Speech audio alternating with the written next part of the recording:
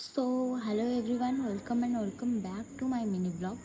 तो आज सकाल सकाल मु आसिक पहुँची जाइली न्यू दिल्ली रे। देन आमर ट्रेन थिला 4टा बेले, तो ता भितर मुझे जाइली मो किसी किणाकिणी करने।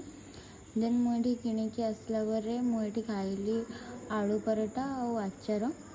देन ता सहित किसी सालाड। तापर खाइला ये आम बसिकी किसी गेम खेलुलू। ता भितर मुझे गोटे आइसक्रीम खाई। देन आइसक्रीम खाइला परे आम ये पलैलु लंच करने। देन लंच कर सारा पर ये ट्रेन भी आसी जाइला, तो आम ट्रेन रे बाहरी गलु पुणी।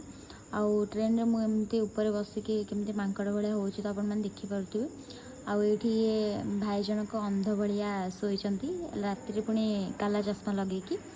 देन आम आसिक पहुँची गलु अलरेडी देहरादून रे। आम बाहरी गलु आम मेस को जीवाकू। आसला आम आज मु खाऊली ये हालुआ आउ से आलूर गोटे कषा बनाई। तो आज थिला एतिकी ब्लॉग। तो बाय बाय आउ love you all. Thanks for watching.